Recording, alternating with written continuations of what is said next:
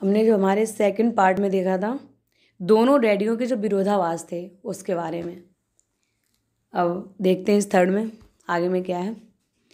एक डैडी सलाह देते थे, मेहनत से पढ़ो ताकि तुम्हें अच्छी कंपनी में नौकरी मिल जाए।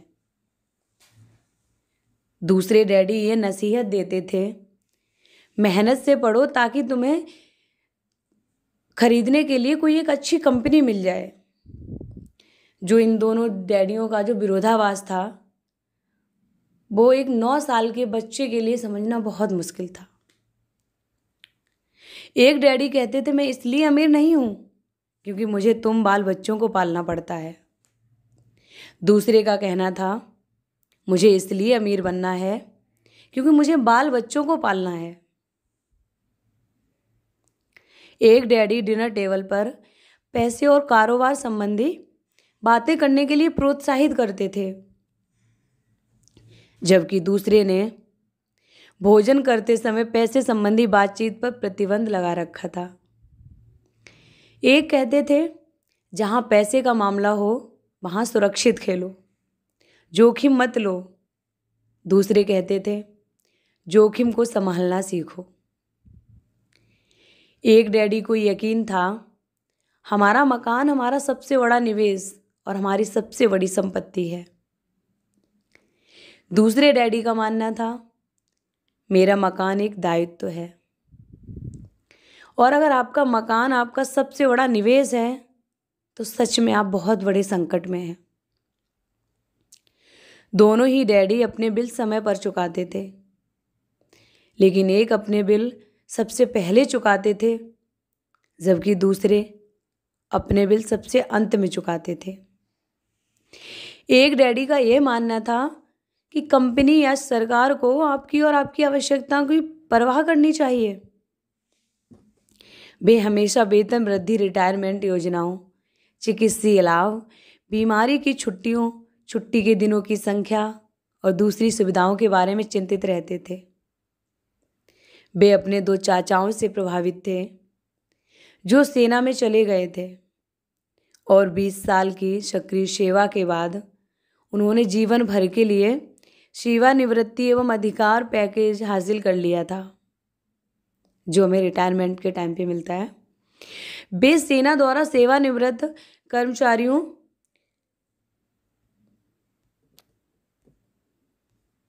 को दिए जाने वाले चिकित्सीय लाभ और अन्य सुविधाओं की भी तारीफ करते थे। वे विश्वविद्यालय में उपलब्ध लंबी कार्यकाल अवधि से भी प्रेम करते थे। कई बार आजीवन नौकरी की सुरक्षा और लाभ का विचार नौकरी से भी ज़्यादा महत्वपूर्ण दिखता है। वे प्रायः कहते थे, मैंने सरकार के लिए बहुत मेहनत से काम किया है, इसलिए मैं इस लाभ का हकदार हूँ। दूसरे डैडी पूरी तरह से आर्थिक स्वावलंबन में यकीन करते थे।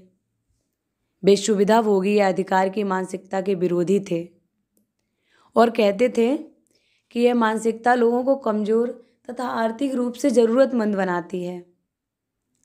वे आर्थिक रूप से सक्षम होने पर बहुत जोर देते थे। एक डैडी कुछ डॉलर बचाने के लिए जूझे, दूसरे ने निवेश उत्पन्न किए। एक डैडी ने मुझे सिखाया कि अच्छी नौकरी खोजने के लिए प्रभावशाली बायोडेटा कैसे लिखा जाए।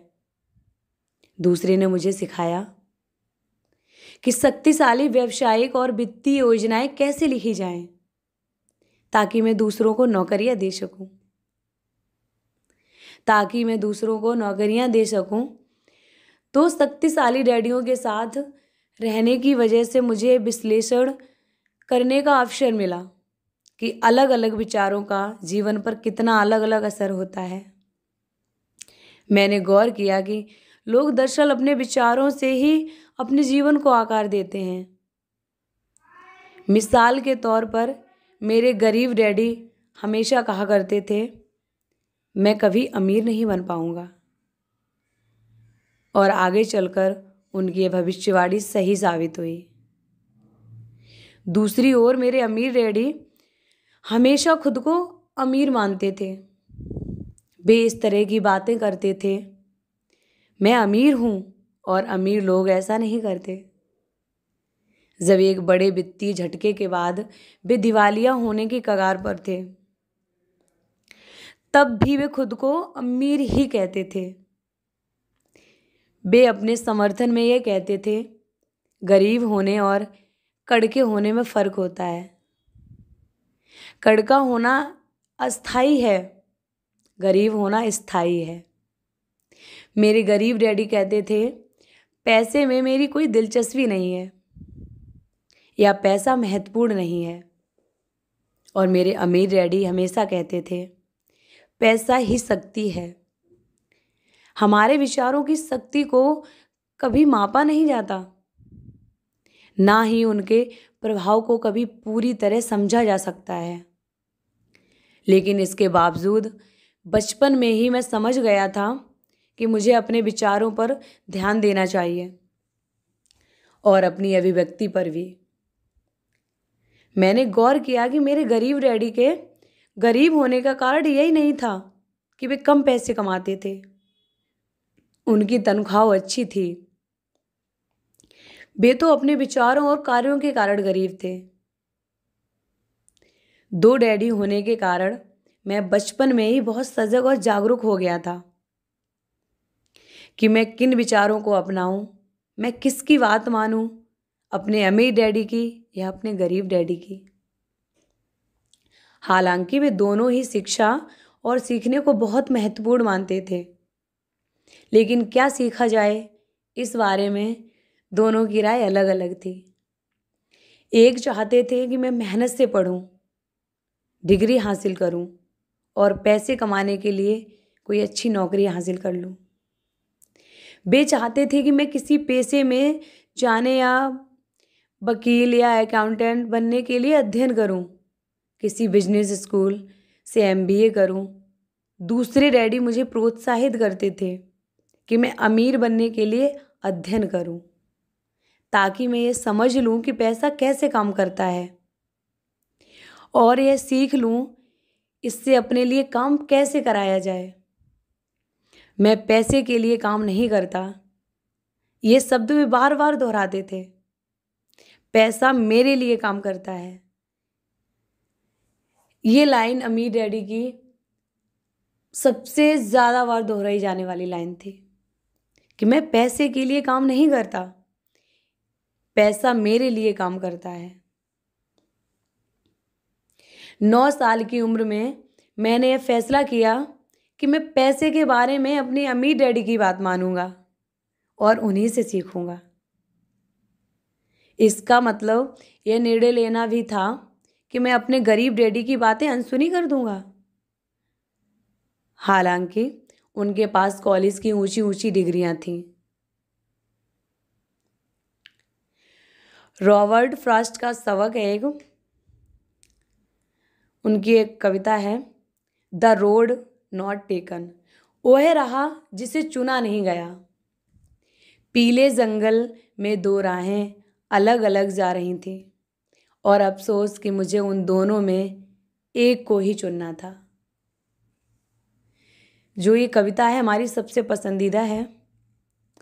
पीले जंगल में 2 राहें अलग अलग जा रही थीं और अफसोस कि मुझे उन दोनों में एक को चुनना था।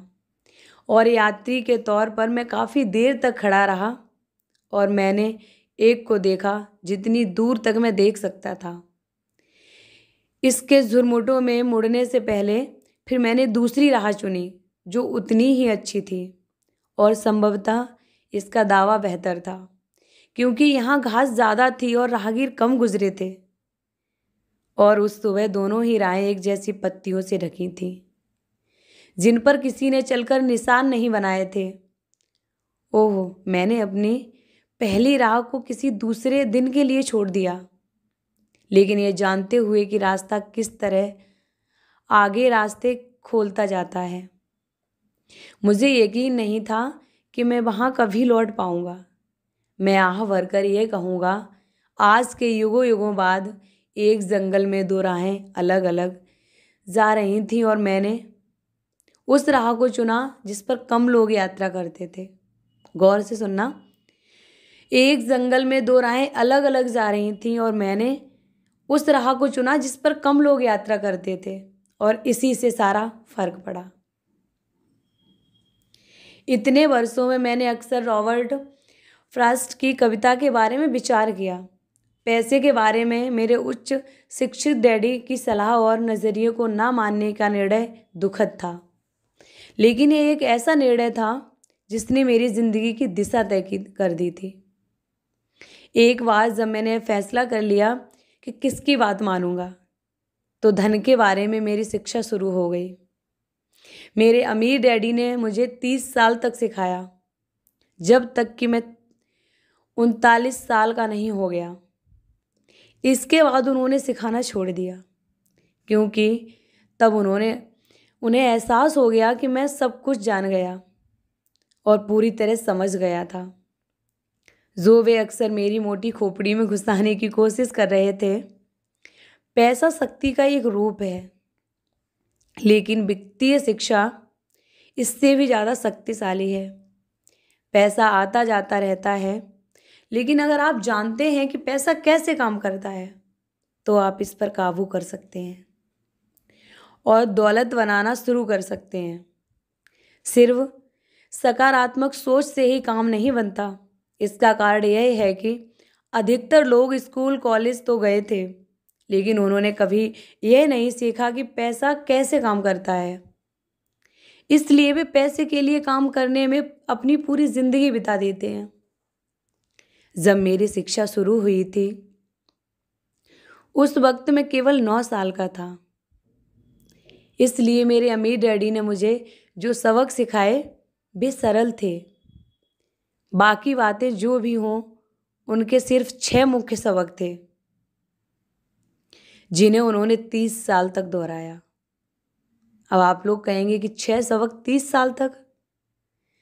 यह पुस्तक उन्हीं 6 सबकों के बारे में है जिन्हें उतनी ही सरलता से बताया गया है, जितनी सरलता से अमीर डैडी ने मुझे यह सिखाया। ध्यान रहे, सबक का मतलब जवाब नहीं है, इसका अर्थ तो मार्गदर्शक है। ऐसा मार्गदर्शक जो अधिक दौलतमंद बनाने में आपकी और आपके बच्चों की मदद करेगा, चाहे इस लगातार परिवर्तनशील और अनिश्चित संसार में कुछ भी होता रहे। तो जो आगे के सबक हैं आप हमारे अब अगली वीडियो में देखेंगे। तो सबक नंबर 1 हम उसमें बताएंगे कि अमीर लोग पैसे के लिए काम नहीं करते।